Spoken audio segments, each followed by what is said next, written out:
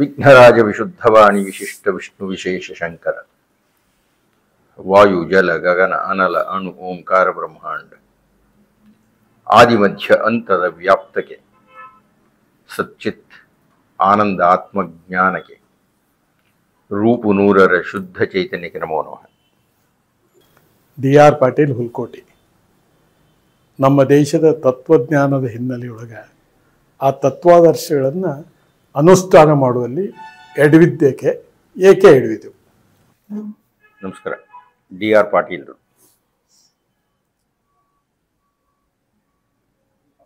ಇದು ಈ ಪ್ರಶ್ನೆ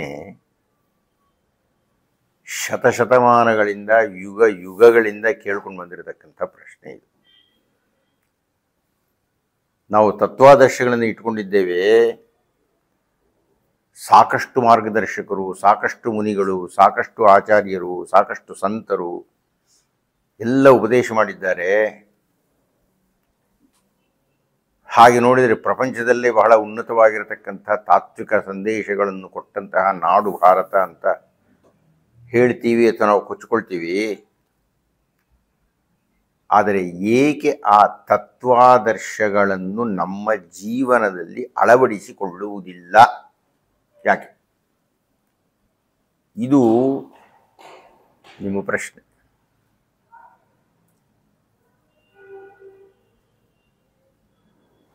ಪರಮಸತ್ಯವಾಗಿ ಇದನ್ನು ಅಧ್ಯಯನ ಮಾಡಬೇಕು ಅಂದರೆ ಒಂದು ತರಗತಿಯಲ್ಲಿ 100 ಹುಡುಗರು ಇರ್ತಾರೆ. ಒಬ್ಬ ಜನಪ್ರಿಯ ಉಪನ್ಯಾಸಕ 100 ಜನ ಹುಡುಗರ ಜೊತೆಗೆ ಆತ್ಮೀಯವಾಗಿರ್ತಾನೆ. ಯಾರೋ ಒಬ್ಬರಿಬ್ಬರು ಗಲಾಟೆ ಮಾಡ್ತಾರೆ. ಒಬ್ಬರಿಬ್ಬರು ಆ ಒಬ್ಬರಿಬ್ಬರಿಂದಾಗಿ ಇಡೀ ತರಗತಿಗೆ ಕೆಟ್ಟ ಹೆಸರು ಬರುತ್ತೆ. ಅದು ನಿಮ್ಮ ಪ್ರಶ್ನೆ. ತತ್ವಾದರ್ಶಗಳು ಇವೆ, ನಾವು ಅಳವಡಿಸಿಕೊಂಡಿಲ್ಲ. ಯಾರು ಅಳವಡಿಸಿಕೊಂಡಿಲ್ಲ? ಆ ಇಬ್ಬರು ಅಳವಡಿಸಿಕೊಂಡಿಲ್ಲ. ಸಾಮಾನ್ಯ ಜನರು, ಸಾಮಾನ್ಯವಾಗಿ ಜನಸಾಮಾನ್ಯರು ಕ್ರೂರಿಗಳು ಅಲ್ಲ. ಸಾಮಾನ್ಯ ಜನರು ನ್ಯಾಯಪಕ್ಷಪಾತಿಗಳು. ಸಾಮಾನ್ಯ ಜನರು ರಾಜಕಾರಣಿಗಳ ಯಾವುದೇ ಆಶ್ವಾಸನೆಗಳಿಗೂ ಎಲ್ಲ ಕಾಲಕ್ಕೂ ತಲೆ ಮೇಲೆ ಹೊತ್ತು ಮೆರೆಸಲ್ಲ. ರಾಜಕಾರಣಿಗಳು ಕೊಡತಕ್ಕಂಥ ಯಾವುದೇ ಭರವಸೆಗಳನ್ನು ಸಾಮಾನ್ಯ ಜನರು ಪರೀಕ್ಷಿಸುತ್ತಾರೆ. ಅದು ಯಾರದೇ ಆಡಳಿತ ಇರಲಿರಿ, ಕೇಂದ್ರದಲ್ಲಿರಲಿ ರಾಜ್ಯದಲ್ಲಿರಲಿ, ಸುಮ್ಮನೆ ಅವರು ರಾಜ್ಯ ಆಳಲ್ಲ. ಈ ಕರ್ನಾಟಕದಲ್ಲಿ ಯಾವುದೋ ಒಂದು ಸರ್ಕಾರ ಇದೆ ಅಂದರೆ ಜನ ಮನ್ನಣೆ ಕೊಟ್ಟಿದ್ದಾರೆ. ಅದು ನೀವು ಟೀಕೆ ಮಾಡೋ ಹಾಗಿಲ್ಲ ಬೇರೆಯವರು. ಅಥವಾ ಕೇಂದ್ರದಲ್ಲಿ ಯಾವುದೋ ಸರ್ಕಾರ ಅಂದರೆ ಜನ ಮನ್ನಣೆ ಕೊಟ್ಟಿದ್ದಾರೆ, ಅದನ್ನು ನೀವು ಟೀಕೆ ಮಾಡೋ ಹಾಗಿಲ್ಲ. ಅಂದರೆ ಜನರಿಗೆ ಪ್ರಿಯವಾಗತಕ್ಕಂತಹ ತತ್ವಗಳನ್ನೇ ಅವರು ಅನುಷ್ಠಾನಕ್ಕೆ ತರುತ್ತಾರೆ. ಹೀಗಾಗಿ ರಾಜ್ಯವನ್ನು ನಡೆಸ್ತಕ್ಕವರು, ದೇಶವನ್ನು ನಡೆಸ್ತಕ್ಕಂಥವರು ಯಾವುದನ್ನು ಪ್ರಧಾನ ಅಂತ ನಮ್ಮ ಮುಂದೆ ಬಣ್ಣಿಸುತ್ತಾರೋ ಅದನ್ನು ನಾವು ಅನುಸರಿಸ್ತೀವಿ. ಯದ್ಯದ್ ಆಚರತೆ ಶ್ರೇಷ್ಠ ತತ್ತತ್ತೇವ ಇತರೇ ಜನಾ. ಲಾಲ್ ಬಹದ್ದೂರ್ ಶಾಸ್ತ್ರಿಗಳು. ಇದ್ದಕ್ಕಿದ್ದಾಗೆ ಅವರು ಜನರಿಗೆ ಕರೆ ಕೊಟ್ಟರು, ಸೋಮವಾರವೋ ಏನೋ ಉಪವಾಸ ಮಾಡಿ ಅಂತ. ಏನು ಅವ್ರ ಮಾತು ಯಾಕೆ ಕೇಳಬೇಕು? ಕೇಳ್ತಾರೆ. ಕೋಟಿ ಜನ, ಈಗಲೂ ಕೆಲವರು ಮಾಡ್ತಾ ಇರ್ಬೋದು ಅಂತ ಕಾಣುತ್ತೆ, ಕೋಟಿ ಜನ ಅವರ ಕಾಲದಲ್ಲಿ ಉಪವಾಸ ಮಾಡಿದರು. ಬಹಳ ದೊಡ್ಡ ತತ್ವ.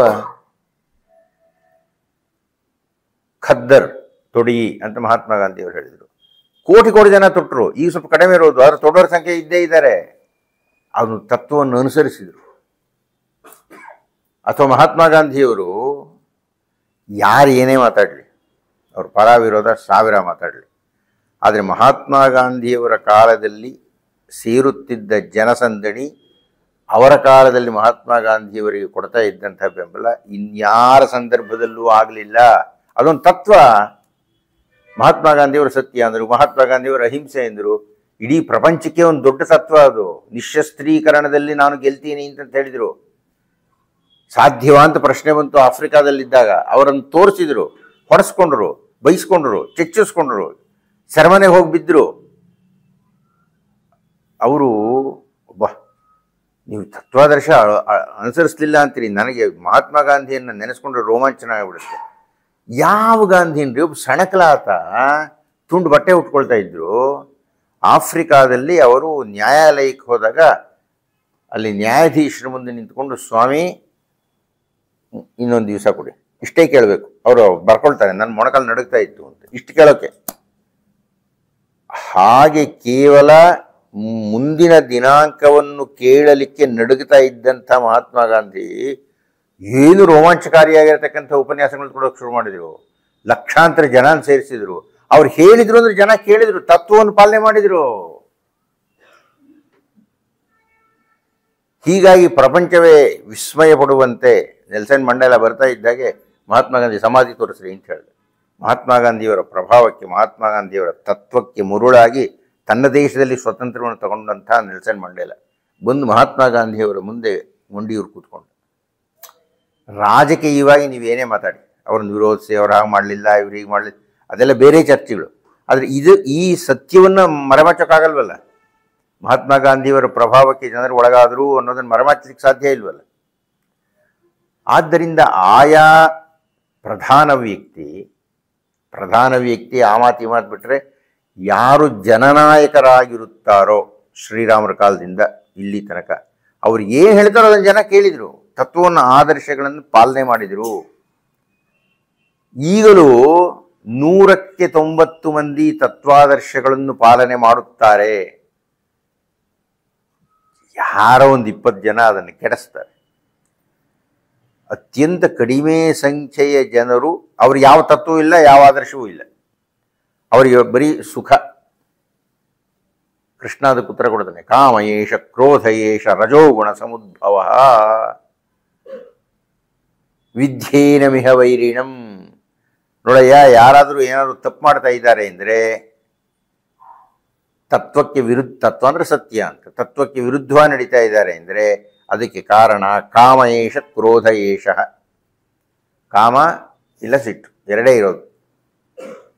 ನಮಗೆ ಅದ್ವೈತವನ್ನು ಬೋಧಿಸುವ ಅನೇಕ ಆಶ್ರಮಗಳಲ್ಲಿರುವ ಸನ್ಯಾಸಿಗಳೇ ಅದ್ವೈತವನ್ನು ಅನುಷ್ಠಾನಕ್ಕೆ ತರುವುದಿಲ್ಲ.